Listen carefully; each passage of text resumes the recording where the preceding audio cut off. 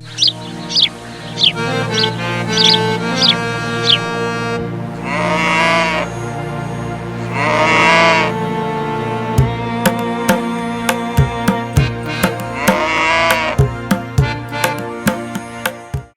प्रदेश में बसा था एक छोटा सा गांव भोरा गांव।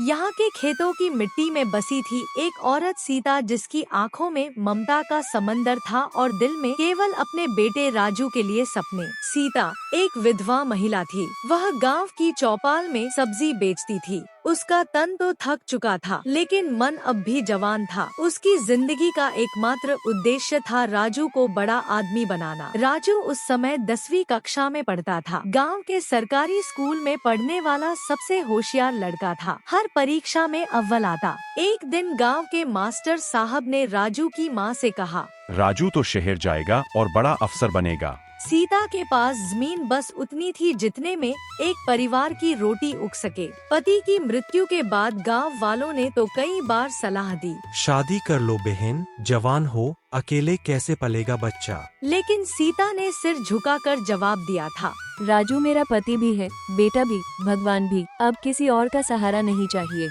गर्मियों के दिनों में जब दोपहर की लू से लोग घरों में दुबके रहते, सीता अपने खेतों में काम करती। उसके चेहरे पर थकान होती, लेकिन आंखों में सिर्फ राजू का भविष्य चमकता। राजू माँ के हर त्याग को देखता था, लेकिन बच्चा होने के कारण उसकी समझ उतनी गहरी नहीं थी। वह सोचता, माँ क्यों खुद भूखी रहती है, क्यों नई साड़ी नहीं खरीदती, क्यों हर बार मेरी किताबें पहले आती हैं और माँ की चप्पलें फटी ही रहती हैं। लेकिन माँ कभी कुछ कहती नहीं थी, वो बस मुस्कुरा कर कहती, जब तू अफसर बनेगा मैं तब नई साड़ी पहनूंगी। राजू को इन शब्दों की सच्चाई तब समझ में नहीं आई। एक दिन राजू ने देखा कि माँ ने अपने लिए थाली नहीं परोसी और मेरे लिए इतने स्वादिष्ट व्यंजन बनाए। माँ तुम क्यों नहीं खा रही? अभी भूख नहीं है, तू खा ले बेटा। लेकिन जब वह सो गया तो सीता ने एक सूखी रोटी पानी में डुबाकर खाई। किसी को नहीं पता था कि सीता केवल एक वक्त खाती थी ताकि दूध बेचने के पैसे से बेटे की किताबें, फीस और स्कूल बैग आ सके।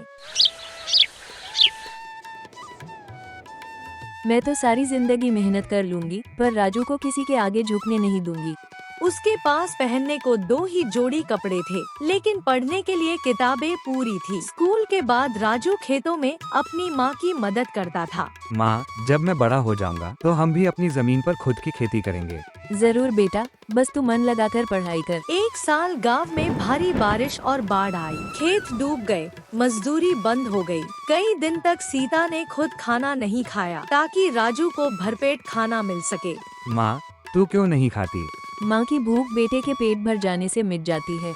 हालात इतने खराब हो गए कि सीता को अपनी शादी की साड़ी तक बेचनी पड़ी, जिससे राजू की स्कूल फीस भरी जा सके। लेकिन समय के साथ बारिश बंद हुई और सीता वापस काम करने लौट सकी। एक दिन सीता गांव के मेले में जा रही थी कि तभी गांव के कुछ लोग ताने मारते हुए, सीता तू क्यों अपने लड़के को पढ़ा रही है, आखिर में हल ही चलाएगा। मगर सीता चुपचाप सब सुनती रही और कुछ नहीं बोली। लेकिन यह बात गांव के प्रधान जी सुन रहे थे। उन्होंने पंचायत बुलवाई और पंचायत में कहा, सीता जैसी माँ गांव की शान होती है, हमें इनके बच्चों के लिए कुछ करना चाहिए। इसके बाद गांव के कुछ जागरूक लोगों ने मिलकर एक छोटा सा पुस्तकालय खोला, जहां राजू और बाकी गांव के बच्चे पढ़ने लगे। समय बीतता गया और राजू अब बड़ा हो गया था। राजू ने गांव में रहकर खेती की नई तकनीकों के बारे में सीखा। कृषि अधिकारी से मिलकर जैविक खेती की शुरुआत की।